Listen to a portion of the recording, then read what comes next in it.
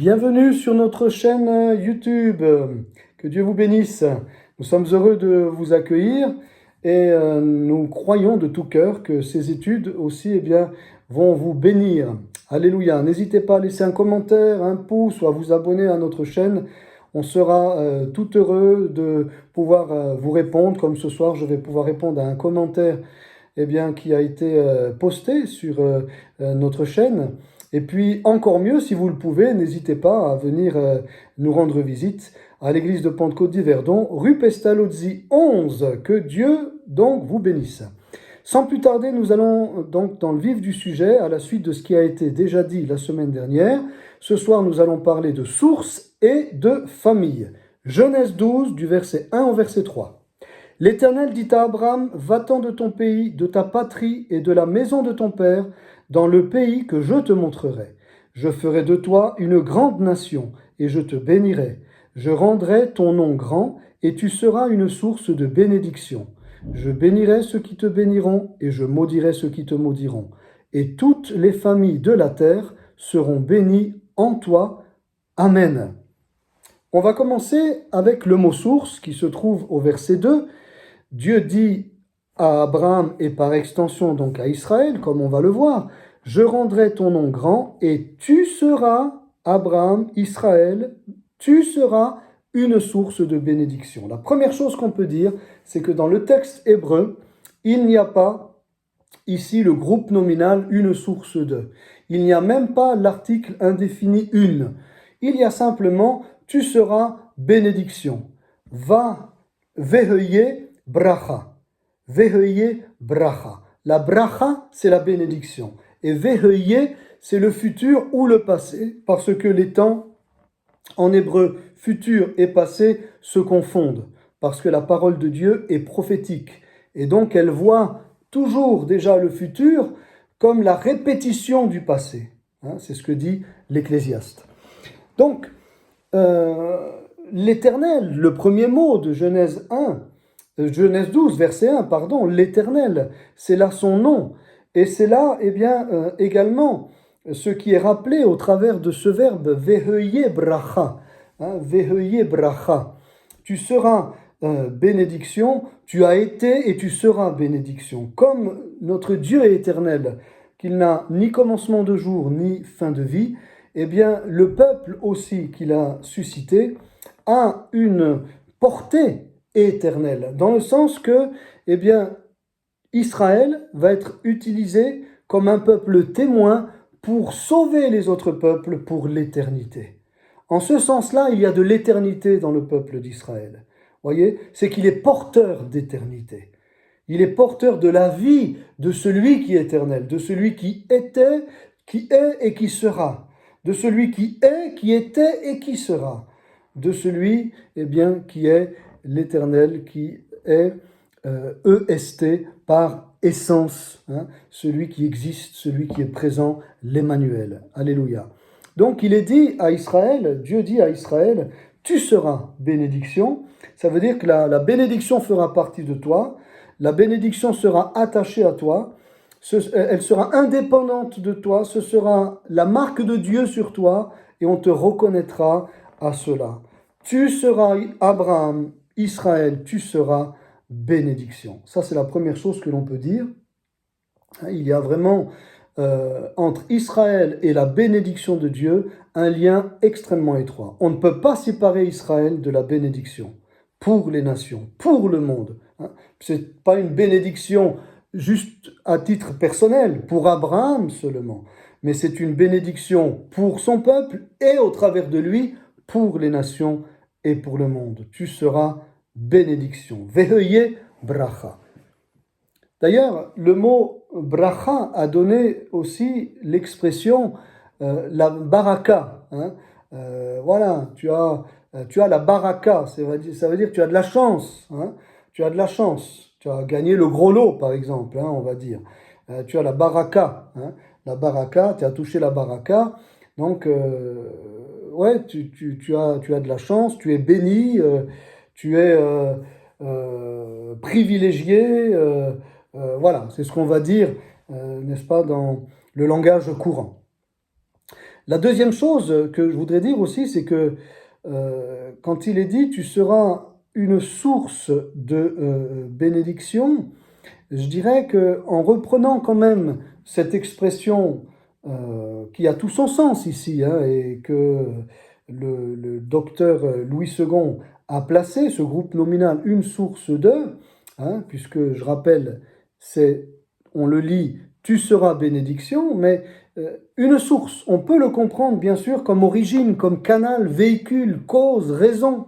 Hein, voilà, tu seras l'origine de la bénédiction. Oui, tu seras source, tu seras la raison de la bénédiction pour le monde. Et pourquoi tu seras source de bénédiction? Pourquoi tu seras bénédiction?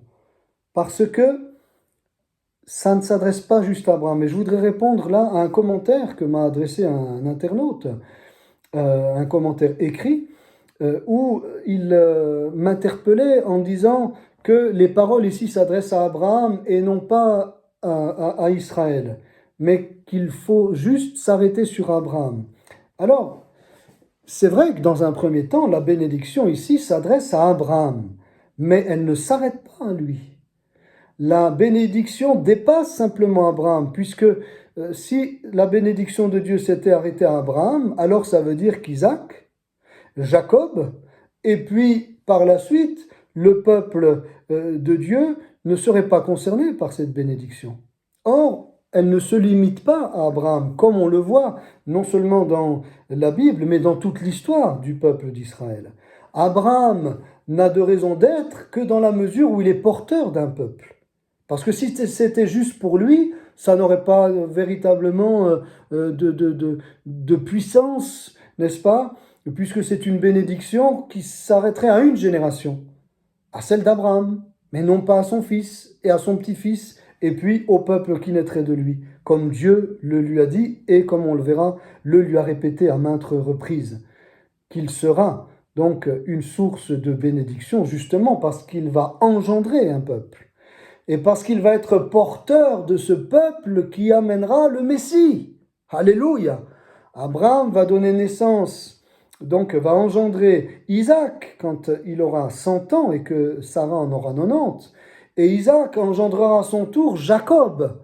Et c'est de cette lignée-là dont parle ici Dieu. Le Dieu, comme c'est répété souvent, hein, n'est-ce pas, comme un refrain dans la parole de Dieu, je suis le Dieu d'Abraham, d'Isaac et de Jacob. Et parfois même c'est rajouté le Dieu d'Abraham, d'Isaac et d'Israël, puisque Jacob a pris le nom, comme on le verra plus tard, d'Israël, qui signifie Dieu a gagné. Dieu a gagné. Dieu a vaincu. Quel beau nom, le beau nom d'Israël. Ça signifie que ce peuple est un peuple de vainqueurs, que ce peuple, quand il est connecté à Dieu, est un peuple invincible, parce que Dieu combat pour lui, parce que Dieu est avec lui. Donc, oui, c'est une source de bénédiction dans le sens que Abraham sera à l'origine de la venue du Messie, comme cela nous est rappelé dans Matthieu 1. Regardez, Matthieu nous le rappelle très bien dans son évangile. Matthieu chapitre 1er, versets 1 et 2, généalogie de Jésus-Christ, fils de David, fils d'Abraham. Abraham engendra Isaac, et non pas Ishmaël ici. Ishmaël n'est pas concerné par la lignée messianique. Ishmaël a d'autres promesses, comme on le verra, mais qui ne concernent en aucun cas la lignée du Messie et du fils de la promesse. Abraham engendra Isaac, Isaac engendra Jacob, Jacob engendra Judas et ses frères, etc. Voyez ? Puis au verset 16 et 17, ça nous est encore rappelé ici, au verset 16 et 17, Jacob engendra Joseph, l'époux de Marie, de laquelle est né Jésus, qui est appelé Christ. Il y a donc en tout 14 générations depuis Abraham jusqu'à David, 14 générations depuis David jusqu'à la déportation à Babylone, et 14 générations depuis la déportation à Babylone jusqu'au Christ. Christ, c'est Messie, c'est le Messie. Donc, généalogie de Jésus le Messie, fils de David, fils d'Abraham, qui a engendré Isaac, qui à son tour a engendré Jacob, qui à son tour a engendré Judas et les tribus.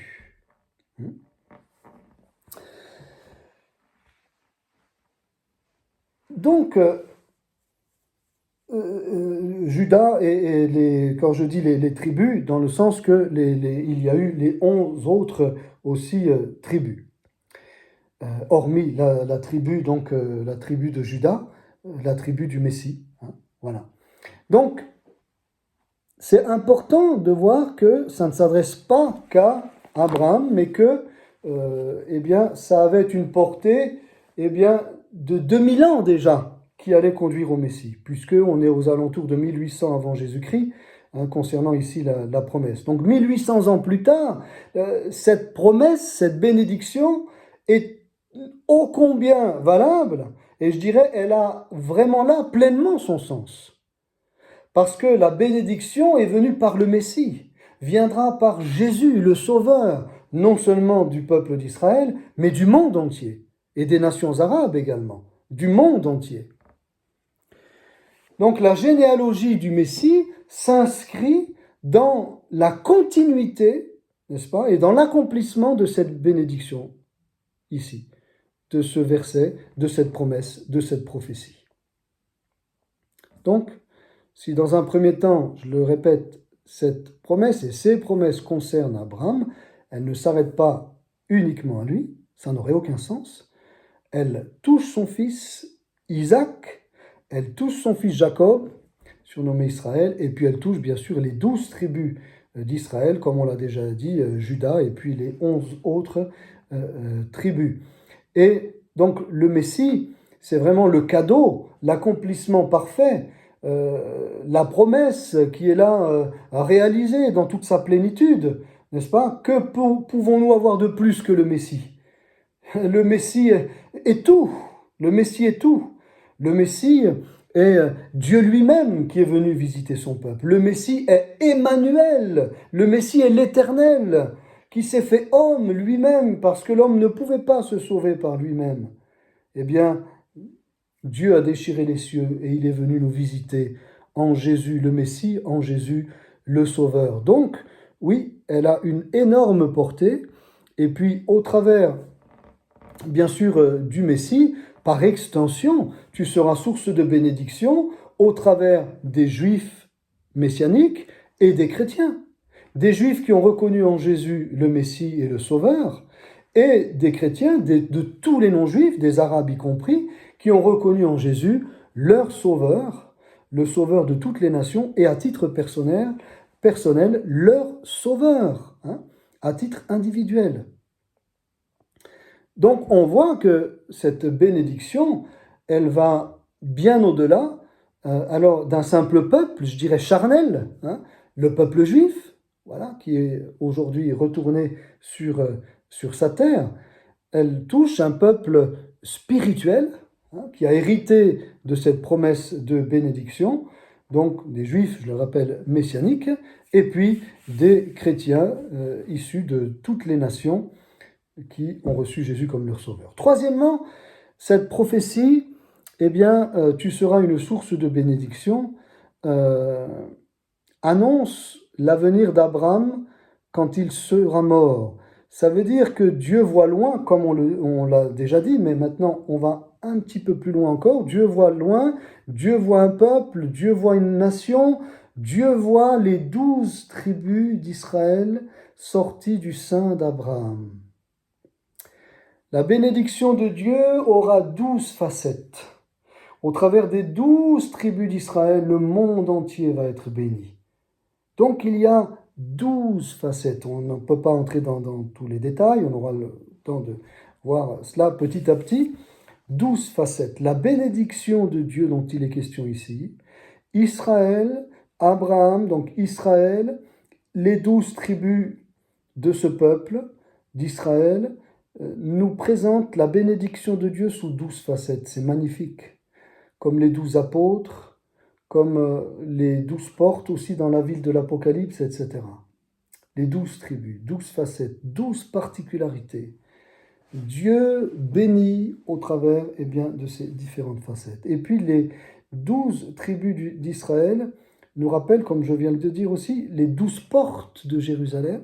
Et ça, c'est quelque chose qui a été trouvé, qui a été révélé à Tom Hess et à Jill Curry. Donc Tom Hess qui vit encore aujourd'hui sur le mont des Oliviers, donc à Jérusalem, et Jill Curry, une sœur en Christ qui a habité le nord de Jérusalem.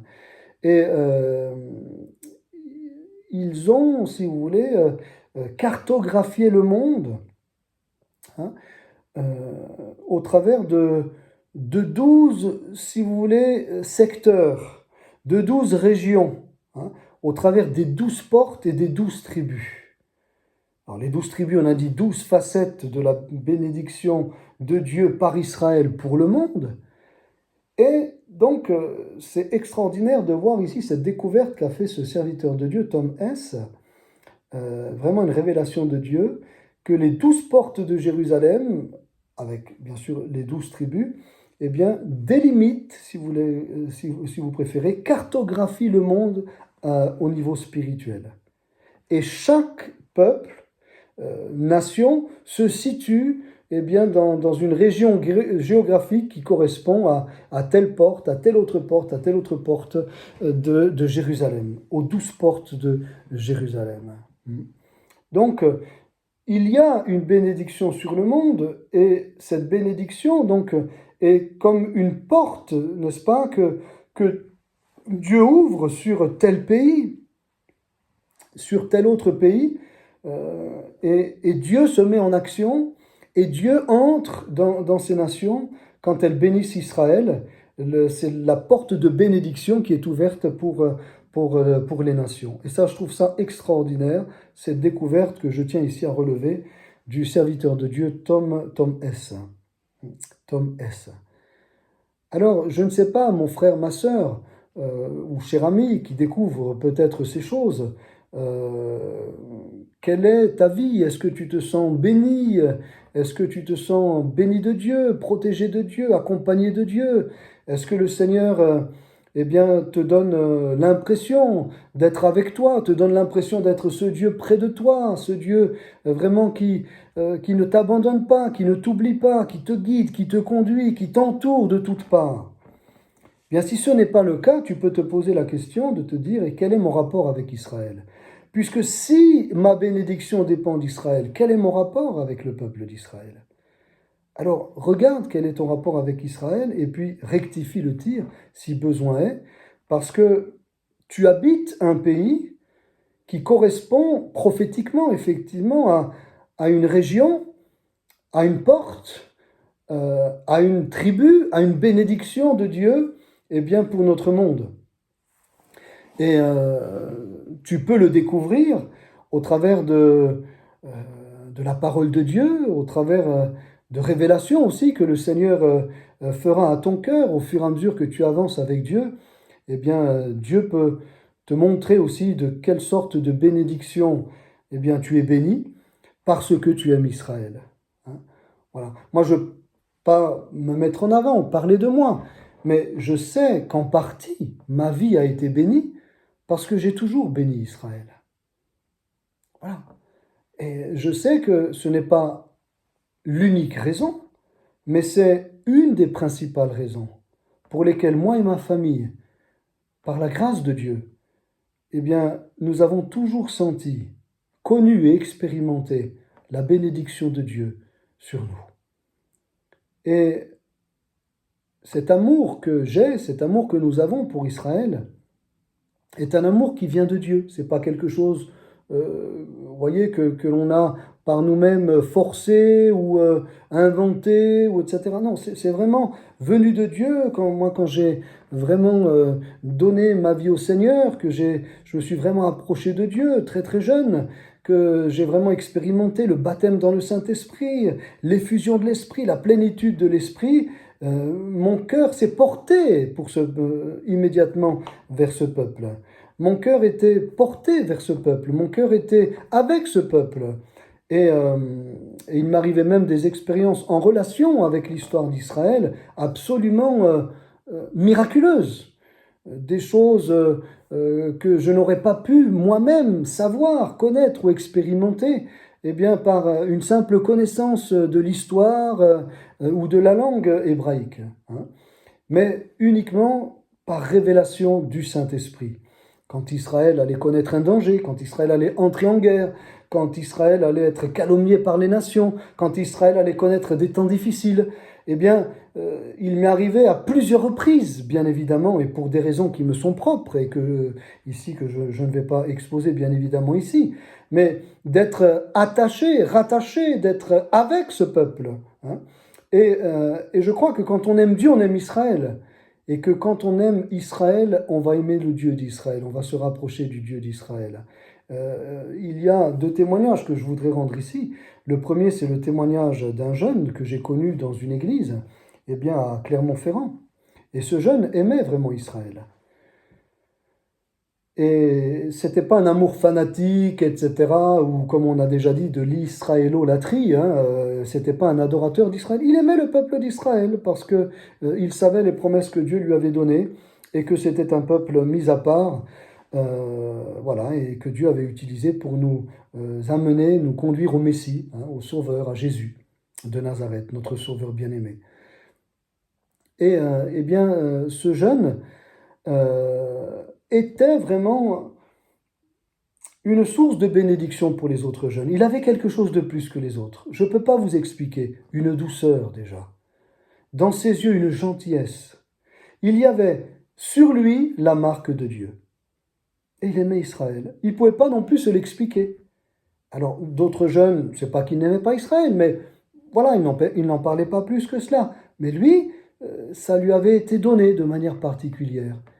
Et il y avait donc sur lui et sur sa famille, que je salue au passage, si jamais il nous écoute ou il tombe sur cette vidéo, il y avait sur toute cette famille vraiment une grâce, une faveur de Dieu. Et puis l'autre témoignage, c'est que lorsque j'ai pu, par la grâce de Dieu, connaître, je dirais, certaines prophéties en lien avec Israël, et que Dieu m'avait donné, j'ai pu en parler librement avec un rabbin très connu, dont je vais taire le nom, très connu. J'ai pu avec lui discuter par téléphone pendant plus d'une demi-heure, et puis je lui ai expliqué ses expériences, que le Saint-Esprit me révélait parfois quand il s'agissait de choses tragiques qui allaient arriver au peuple juif, et bien que j'étais comme connecté, et que je ressentais ce que Israël allait ressentir, et que cela m'est arrivé plusieurs fois. Et puis, ce grand rabbin m'a dit, mais nous connaissons cela dans notre tradition, et puis il disait, ce sont des prophètes, et nous croyons encore qu'aujourd'hui, Dieu a des prophètes. Mais moi, j'en revenais pas, parce que dans la tradition rabbinique, l'époque du prophétisme s'est arrêtée, n'est-ce pas, avec, eh bien, la destruction du temple, hein, en 70, et puis que ce sont les scribes et les rabbins qui, par l'étude et la prière, ont pris la suite, n'est-ce pas, de l'époque prophétique et de l'âge prophétique. Eh bien non, lui, il me disait, un rabbin très connu, donc, qu'il y a encore des prophètes et qu'il y croyait. Alors on a pu, voilà, moi j'ai pu parler de mes propres expériences et puis aussi parler du Seigneur, et je me rappellerai toujours vraiment de cet entretien téléphonique où, eh bien, effectivement, cette bénédiction qui est attachée à Israël va également sur ceux qui bénissent Israël, qu'ils soient juifs ou non juifs, qui bénissent Israël, et que cette bénédiction, c'est quelque chose de vraiment très très fort. C'est une connexion, c'est vraiment une amitié particulière que nous avons avec Dieu, qui nous fait la grâce de pouvoir nous partager son amour, sa peine ou ses avertissements concernant son peuple. C'est vraiment très très particulier. Alors, attention, moi j'ai partagé mon témoignage, mais nombreux pourraient être les chrétiens et les chrétiennes qui diraient, mes frères, moi aussi, j'ai fait cette expérience. Voilà, eh bien, à telle occasion, peut-être avant le déclenchement de telle guerre, ou peut-être même à l'époque de la Seconde Guerre mondiale, où, voilà, eh bien, nos anciens pourraient dire, eh bien, nous avions ressenti quelque chose, n'est-ce pas, qui venait contre le peuple, et nous avons prié, à l'instar de rabbins qui avaient averti l'Europe que quelque chose allait s'abattre sur le peuple juif et que les Juifs devaient partir, notamment de l'Allemagne, et s'enfuir de l'Europe. Donc, on voit que cette prophétie, tu seras source de bénédiction, touche vraiment quelque part tout à chacun. Et que nous sommes concernés tout à chacun par cette bénédiction. Alléluia. Alors pourquoi attaquer Israël? Pourquoi maudire Israël? Pourquoi l'antisémitisme? Vous voyez, ça n'a pas de sens. C'est se tirer une balle dans le pied. C'est s'auto-détruire. C'est s'auto-détruire. C'est vouloir s'éliminer. C'est un suicide, en fait. C'est se suicider. Parce que si Dieu nous dit que en bénissant Israël, tu seras béni, mais que si tu maudis Israël, tu seras maudit, ben si tu maudis Israël, tu t'autodétruis. Tu vas toi-même au-devant des problèmes. Par contre, en bénissant Israël, en priant pour Israël, et comme on a dit, et je le répète encore, et ça ne veut pas dire que quand Israël fait mal, on dit que c'est bien. Non, non, non, voilà. Mais on saura faire la part des choses. Entre dire qu'Israël a mal agi ou a mal fait, et puis à maudire le peuple et à vouloir l'éradiquer de la terre, ça c'est deux concepts, deux conceptions qui sont complètement opposées, qui n'ont rien à voir. Donc, il y a sur chaque chrétien, chaque enfant de Dieu, vraiment ce rapport avec Israël, cette amitié avec Israël, et c'est pourquoi on dit, et c'est vrai, que les meilleurs amis d'Israël, ce sont les chrétiens. Ce ne sont pas les Américains en tant que peuple, ce sont les chrétiens, les vrais chrétiens, qui soutiennent Israël, qui sont aux côtés d'Israël, parce qu'il y a entre les chrétiens et Israël ce lien, voilà, et ce lien, c'est une personne, c'est le Messie, c'est Jésus, c'est Jésus.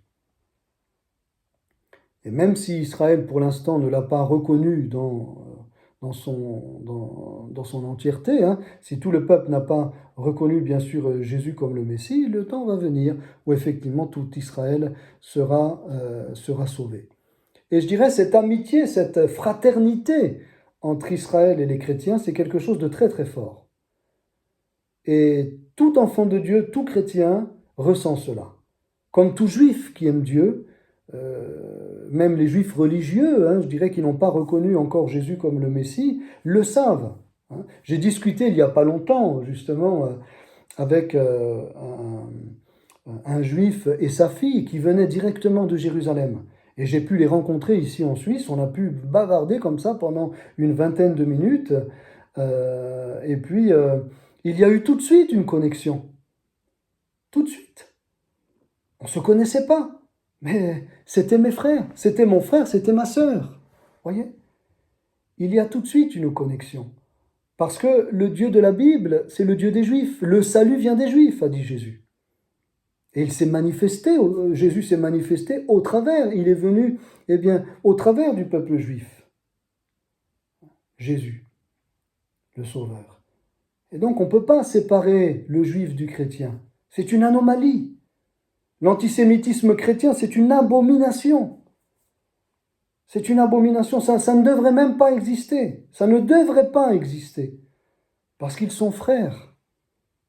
Le chrétien avec le juif sont frères. Le juif et le chrétien sont frères. Le chrétien eh bien, qui a persécuté les juifs, c'est une anomalie. Le juif qui a également éprouvé des sentiments d'inimitié à l'égard des chrétiens, c'est également une anomalie.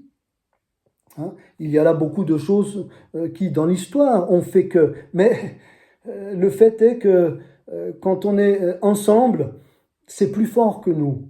C'est plus fort que nous. Il y a un amour, une unité, une connexion qui est divine. C'est quelque chose qui vient d'en haut, qu'on ne peut pas créer par nous-mêmes.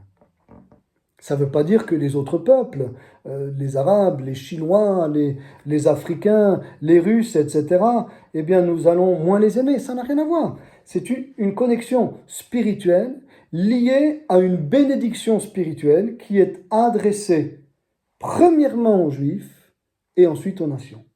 Et comme cette bénédiction touche et les Juifs et les nations, ces deux peuples qui ont chacun un destin, chacun un appel, mais qui sont normalement appelés à être ensemble, à former l'Église, Juifs et non-juifs à former l'Église, l'Église de Jésus-Christ, c'est toute la révélation de Paul dans le Nouveau Testament.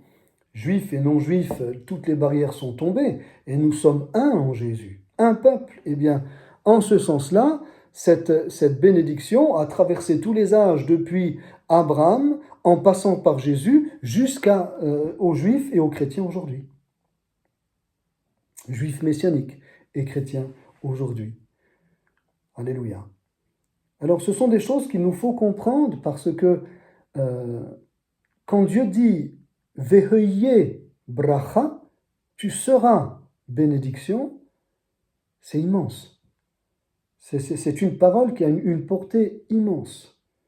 Jusque dans l'éternité, on parlera d'Israël puisqu'on retrouve les apôtres, on retrouve Jérusalem, etc., etc., la nouvelle Jérusalem, etc., etc. On ne peut pas séparer Dieu d'Israël. On ne peut pas séparer Israël des chrétiens. On ne peut pas séparer Israël de la bénédiction de Dieu et on ne peut pas séparer les chrétiens non plus de cette bénédiction-là. Alléluia. Et l'Église, encore une fois, et j'insiste, l'Église rassemble, je dirais, ces deux qui sont bénis en Jésus, juifs et non-juifs. Ça, c'est l'Église. Alléluia. Pour terminer, je voudrais dire au verset 3, Genèse 12, 3, je voudrais dire un mot sur les familles. Je bénirai ceux qui te béniront et je maudirai ceux qui te maudiront.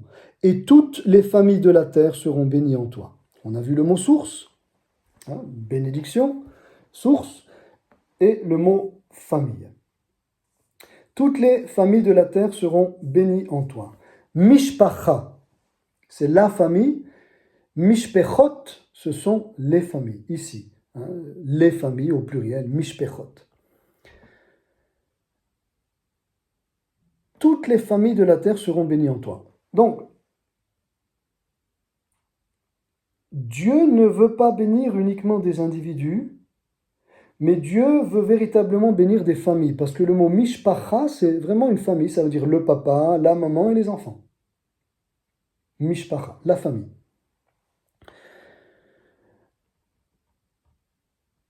Donc Dieu a dit non seulement à Abraham et à sa famille et aux familles juives, mais il a dit également que cette bénédiction concernera les familles des nations. Toutes les familles de la terre seront bénies en toi. Donc je réponds encore à notre ami qui a envoyé ce message que ça concerne Abraham.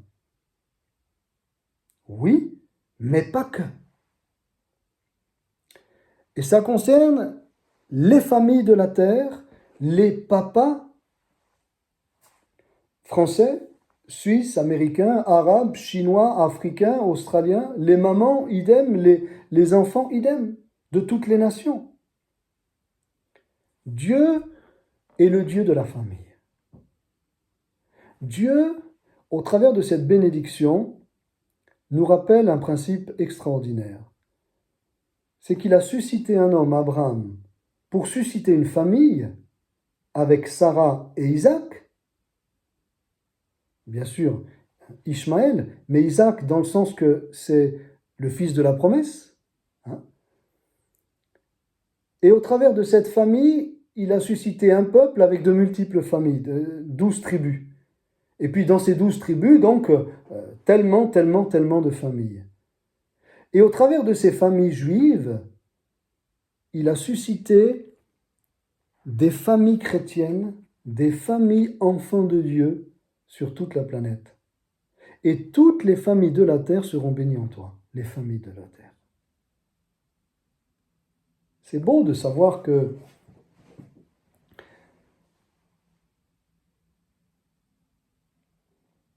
le principe même de famille n'est pas un principe humaniste, mais c'est un principe divin. Alors bien évidemment, déjà avec Adam et Ève, Abel, Caïn, bon, Abel est mort, puis après Seth, etc. Dès le début, Dieu est le Dieu de la famille. Il a dit à Adam et Ève, multipliez. Il n'a pas dit de rester entre eux, et que la bénédiction devait être que sur leur famille, n'est-ce pas? Voilà, on s'arrête avec 7 et puis c'est tout. Non, multipliez. Et ils eurent des fils et des filles, nous dit la Genèse. Dieu est le Dieu de la famille, et il nous le rappelle au travers d'un peuple. Parce que ce peuple, en lui-même, représente une famille. Quand vous allez en Israël, vous sentez cela, c'est un peuple. Oh, ils peuvent se disputer entre eux, politiquement parlant, ou entre voisins, etc. Mais il reste un peuple. Vous avez vu quand il y a eu ce terrible pogrom du 7 octobre, alors qu'Israël passait politiquement parlant et socialement parlant par une période très difficile, l'ennemi en a profité pour les attaquer au moment où ils se disputaient sur certains points, n'est-ce pas, de politique ou de sujets de société.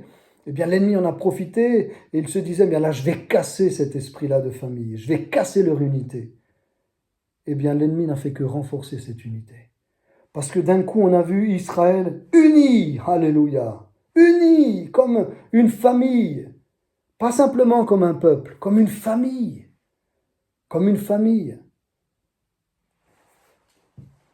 Les enfants qui ont été violentés, les jeunes hommes, les jeunes filles, les mamies, les personnes qui ont été emmenées à Gaza devenaient les enfants et la famille de toutes les familles juives, de tous les pères juifs, de toutes les mères juives. Extraordinaire.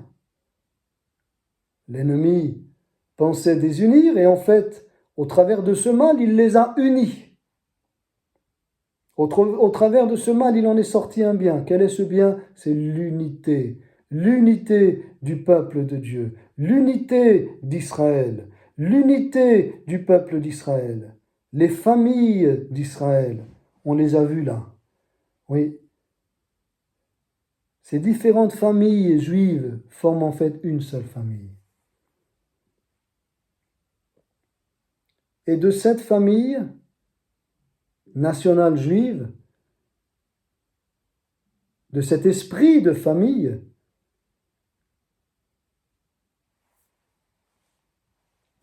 jaillit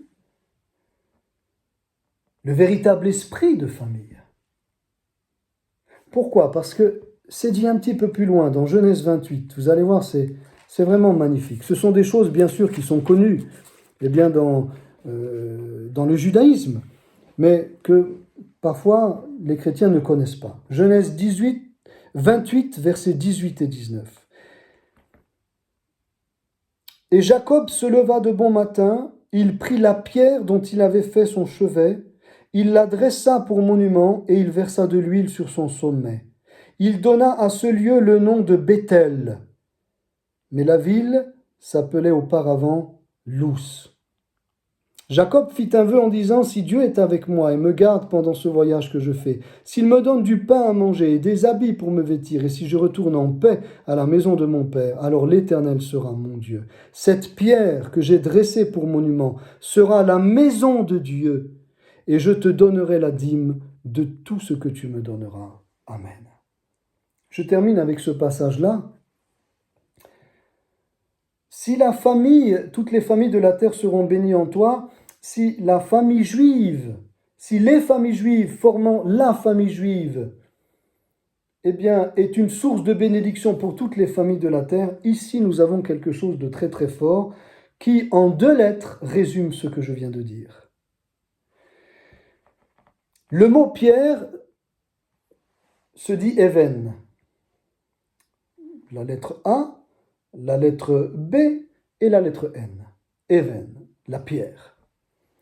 Et ce qui est très fort dans la langue hébraïque, c'est que chaque lettre, chaque trait de lettre même, comme dit Jésus, a une signification. dans cette racine trilitère, dans ce mot de 3 consonnes, de 3 lettres, le A, on dira aujourd'hui la voyelle A, la consonne B et la consonne N, les 2 premières, even, la première est l'initiale et la lettre qui représente le père, Av. La deuxième est la lettre qui représente les enfants, Bnei. Alléluia. Av, au singulier, père, Avot, les pères, Ben, le fils, Bnei, les fils, les enfants. Pour ça qu'on dit Bnei Israël, les enfants d'Israël. Littéralement les fils et les filles, les fils d'Israël. Bnei Israël, les enfants d'Israël. Pourquoi je dis ça? Parce qu'ici c'est le petit-fils d'Abraham. Abraham a eu Isaac, le fils de la promesse, par Sarah. Et ensuite, Isaac a eu Jacob. Et Jacob a pris le nom d'Israël, on aura l'occasion de le voir, ce n'est pas ici mon propos. Ici, mon propos, c'est le mot pierre. Il prend cette pierre, il en fait un monument, et il donne à ce lieu où, finalement, où Dieu s'est révélé à lui, tout simplement, hein, cette fameuse, ce fameux endroit où il a bien vu cette échelle. Je veux peut-être le lire, cette échelle en songe. Genèse 28, verset 10. Jacob partit de Beersheba et s'en alla à Charan. Il arriva dans un lieu où il passa la nuit, car le soleil était couché. Il y prit une pierre, even, dont il fit son chevet, et il se coucha dans ce lieu-là. Jacob eut un songe. Et voici, une échelle était appuyée sur la terre et son sommet touchait au ciel. Et voici, les anges de Dieu montaient et descendaient par cette échelle. Et voici, l'Éternel se tenait au-dessus d'elle. Et il dit, « Je suis l'Éternel, le Dieu d'Abraham, ton père, et le Dieu d'Isaac. La terre sur laquelle tu es couché, je la donnerai à toi et à ta postérité. » C'est la terre d'Israël, là, où aujourd'hui on refuse à Israël de vivre, ou de partager la terre. Ta postérité sera comme la poussière de la terre. Tu t'étendras à l'Occident et à l'Orient, au septentrion et au Midi, et toutes les familles de la terre seront bénies en toi et en ta postérité. Je réponds encore au commentaire qui m'a été adressé. Nous voyons donc ici que les mêmes mots qui ont été adressés à Abraham sont adressés ici à son petit-fils.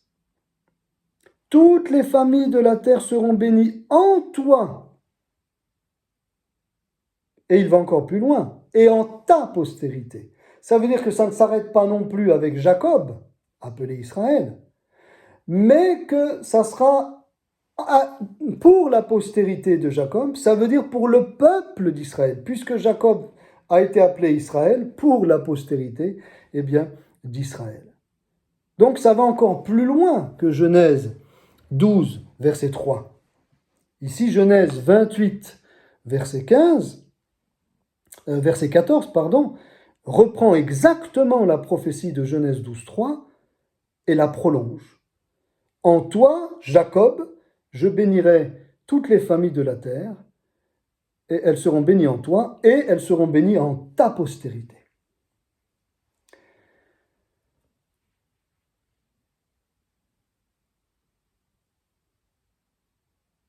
Voici, je suis avec toi, je te garderai partout où tu iras, et je te ramènerai dans ce pays. Car je ne t'abandonnerai point, que je n'ai exécuté ce que je te dis. Jacob s'éveilla de son sommeil, et il dit, « Certainement, l'Éternel est en ce lieu, et moi je ne le savais pas. » Il eut peur et dit, « Que ce lieu est redoutable! C'est ici la maison de Dieu, c'est ici la porte des cieux. » Et Jacob se leva de bon matin, il prit la pierre dont il avait fait son chevet, il la dressa pour monument et versa de l'huile sur son sommet. Il donna à ce lieu le nom de Béthel, mais la ville s'appelait auparavant Luz, etc., etc. Donc cette pierre, en fait, prophétiquement, que ce soit dans la tradition juive comme dans, je dirais, l'interprétation chrétienne, hein, eh bien, c'est le Messie. C'est une préfiguration, c'est un type du Messie. Et c'est beau de voir que dans ce mot Even, dans ces 3 lettres, il y a les 2 premières lettres qui signifient père et fils. Av. Papa, Ab, hein, qui a donné Abba, Ben, Bne. Dieu est vraiment le Dieu de la famille. Dieu veut unir le père et le fils.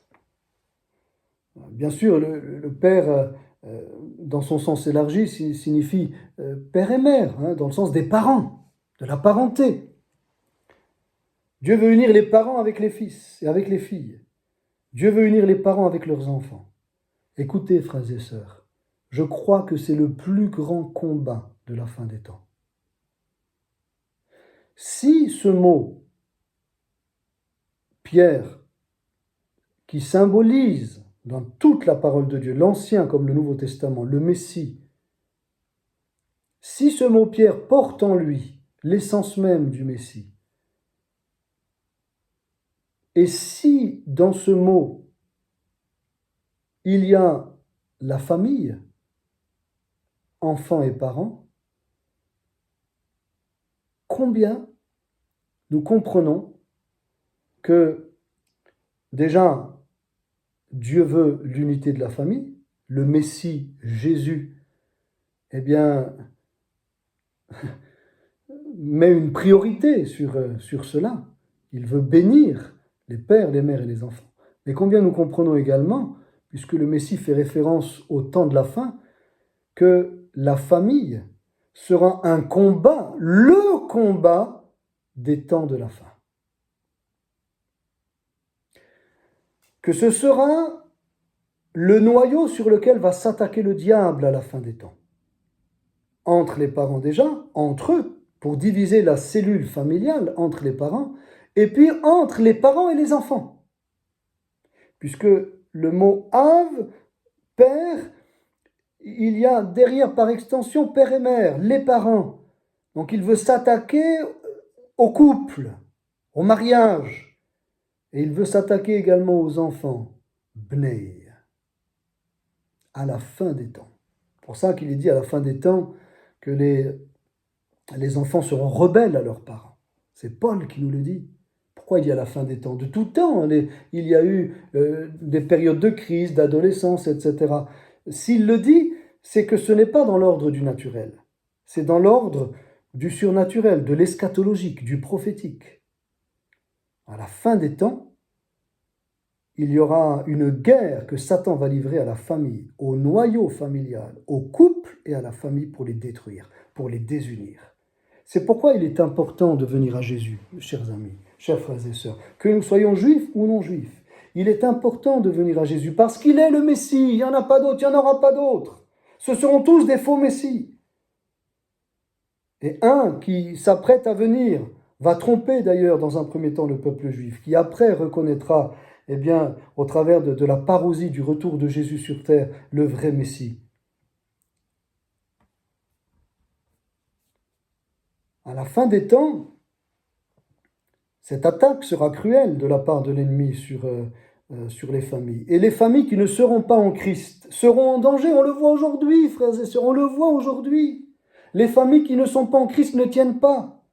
Citez-moi, c'est très très rare, une famille où il n'y a pas eu une cassure.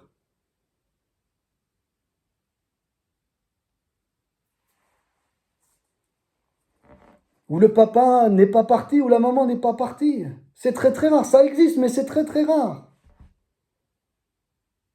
Mais les familles qui sont en Christ, Even, la pierre, le Messie, qui sont en Christ, qui ont bâti leur foyer sur cette pierre, sur le Messie, sur Jésus, sur le Christ. Ça ne veut pas dire qu'il n'y aura pas de problème, mais elles vont être gardées parce que comme Jésus lui-même a dit que celui qui a bâti sa maison sur le roc, la tempête viendra. Jésus n'a pas dit qu'il n'y aura pas de tempête. Jésus a dit la tempête viendra, mais la maison résistera. Que celui qui a bâti sa maison sur le sable, non pas sur la pierre mais sur le sable, la tempête viendra et la maison s'écroulera. La famille ne tiendra pas. Parce que ici, ce qui est beau, c'est la maison de Dieu. La maison, c'est la famille. Bethel, il a donné à ce lieu le nom de Bethel. Beth, c'est la maison, elle, c'est Dieu. La maison de Dieu, Bethel. Et pour un juif, la maison, c'est la famille. Ici, c'est une ville, mais symboliquement parlant, ici, il y a un sens très très profond, puisqu'on rejoint ce qui a été dit juste avant, hein, toutes les familles de la terre seront bénies en toi et en ta postérité. Hein, les familles de la terre. Et quand une famille, elle est en Dieu, elle est Bethel, elle est maison de Dieu. Moi, je sais, chez moi, c'est la maison de Dieu. Alléluia. Quand je rentre, il y a mon épouse, il y a mes enfants, c'est la maison de Dieu. Je suis heureux de rentrer à la maison. Je suis heureux de voir ma femme, je suis heureux de voir mes enfants. Parce que c'est la maison de Dieu. C'est une famille en Dieu. Et moi, je trouve ça magnifique de voir comment cette promesse faite à Abraham, que Dieu bénira, le bénira lui, et qu'au travers de lui, il bénira sa famille, et qu'au travers de sa famille, il bénira les familles de la terre, et qu'au travers, eh bien, ici, de son petit-fils, cette même promesse est là. Et que c'est son petit-fils qui va prendre cette pierre et avec toute cette signification dont je viens ici un petit peu de vous expliquer, hein, cette portée prophétique, eh bien moi je trouve ça extraordinaire parce que en Jacob, en Israël, hein, je rappelle encore, Jacob sera appelé Israël, le Dieu d'Abraham, d'Isaac et d'Israël, hein, de Jacob et d'Israël. Eh bien, cette bénédiction, elle est disponible aujourd'hui. Et donc, quand on est en Christ et qu'on aime Dieu et qu'on aime Israël, Dieu nous fait aussi la promesse de bénir notre couple. Vous vous rendez compte combien le fait d'aimer Israël, de respecter le choix de Dieu pour Israël, l'élection d'Israël, a des portées jusque dans notre couple et notre famille. Je ne sais pas si ça vous parle, frères et sœurs, mais moi je trouve que c'est bouleversant. Quand on obéit à Dieu, quand on aime ce que Dieu aime, Dieu va jusqu'à nous bénir dans notre quotidien à nous ici en 2024. Parce que ça date d'il y a 1800 ans avant Jésus-Christ. Hein. Donc voilà, on est à 3800 ans avant Jésus-Christ. Cette promesse qui a été faite à un homme et à son petit-fils, rappelée à son fils et à son petit-fils, et puis de multiples fois ensuite aux arrière-petits-enfants, etc., cette promesse-là, elle a des répercussions sur toutes les familles de la terre aujourd'hui en 2024. Donc ça veut dire que, et c'est avec ça que je conclus, si mon couple est béni, si mes enfants sont bénis, c'est en partie, et je dirais même en grande partie, parce que j'aime Dieu et j'aime Israël.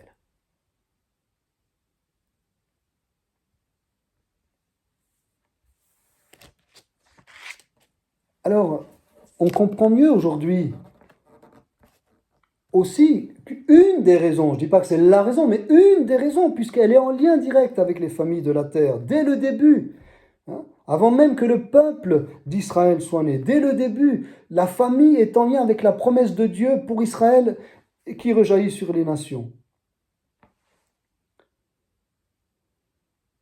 Eh bien, si cette promesse donc, qui a été faite concernant les familles à Abraham rejaillit sur nous aujourd'hui, à combien plus forte raison on peut se dire, eh bien, c'est donc pour ma famille et pour mon couple, mon amour pour Israël est une des raisons, et une grande raison, qui fait que, voilà, parce que la première raison, c'est que j'ai bâti ma vie sur le roc, qui est Jésus-Christ, ça c'est la première raison, hein, sur Jésus, le Messie, le Sauveur du monde, mon Sauveur et Seigneur personnel, qui a livré sa vie en sacrifice sur la croix pour moi, pour pardonner mes fautes, pour me réconcilier avec Dieu et pour me donner la vie éternelle. Par sa mort et par sa résurrection, qui est venu justifier qui il était, sa mission et son message. Car 3 jours après, il est sorti du tombeau, il est vivant. Et il est assis à la droite du Père et il viendra nous chercher. Il viendra chercher ses enfants. Et il viendra se révéler à son peuple d'Israël. Ça, c'est la première condition de la bénédiction du couple, bien évidemment, d'être fondé sur la pierre. Que notre famille soit fondée sur la pierre qu'est Jésus. Mais, par extension, aussi. La grande raison également, c'est que mon foyer aime Israël. Ma femme et moi, on aime Israël. Mes enfants, on aime Israël. Et alors, il y a quelque chose là, une protection, une kippa de barzel, comme on dira, un dôme de fer, que Dieu va mettre sur ta famille pour te protéger. Protéger ta famille des attaques de Satan. Protéger tes enfants des attaques de Satan. Parce que une promesse a été faite il y a 3800 ans. Et elle te concerne aujourd'hui. Elle concerne tes entrailles. Elle concerne le fruit de tes entrailles. Elle concerne ta vie privée. C'est extraordinaire. Alors mon frère, ma sœur, cher ami, s'il le fallait, réconcilie-toi avec Israël. Réconcilie-toi avec ce peuple. Réconcilie-toi surtout, au-delà du peuple de Dieu, réconcilie-toi surtout avec la parole de Dieu. Mets-toi au diapason avec la parole de Dieu. Et tu verras alors qu'effectivement ce que Dieu a dit que tu seras béni, toi et ta famille, eh bien c'est vrai, aussi pour toi. Que Dieu te bénisse. Nous verrons la suite, Dieu voulant, la semaine prochaine. Et permettez-moi de prier, alléluia, et de conclure. Merci Seigneur parce que c'est vrai, ta bénédiction, elle va au-delà de tout ce que nous pouvons imaginer.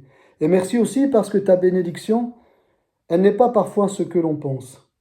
Elle ne tient pas parfois une origine à laquelle nous aurions pensé. Mais tu nous rappelles ce soir que ta bénédiction, elle est en lien direct avec toi et aussi avec un peuple, avec Israël. Merci Seigneur pour ces éclairages. Merci Seigneur pour la profondeur de tes paroles, pour la profondeur de cette langue hébraïque, pour la profondeur, Seigneur Jésus, de la Bible, la profondeur aussi de ces hommes, Moïse, qui a écrit la Genèse, la profondeur de ces serviteurs que tu as utilisés pour nous laisser la parole de Dieu. Non pas une parole, mais la parole de Dieu. Nous voulons encore bénir Israël, Seigneur. Nous voulons encore prier pour ton peuple. Révèle-toi à lui. Sauve, Seigneur. Sauve. Hosanna, Hosanna. Oh, sauve, Seigneur. Protège. Donne sagesse. Pardonne. Alléluia. Oh Jésus, nous te confions ton peuple. Nous te confions ton peuple et nous prions pour lui. Alléluia. Merci Seigneur Jésus pour toutes les nations de la terre que tu aimes. Merci pour le salut qui a atteint toutes les nations en Jésus. Merci pour tous les chrétiens qui sont répartis sur toute la surface de la terre. Ces chrétiens qui sont comme les grains de sable, comme les étoiles dans le ciel.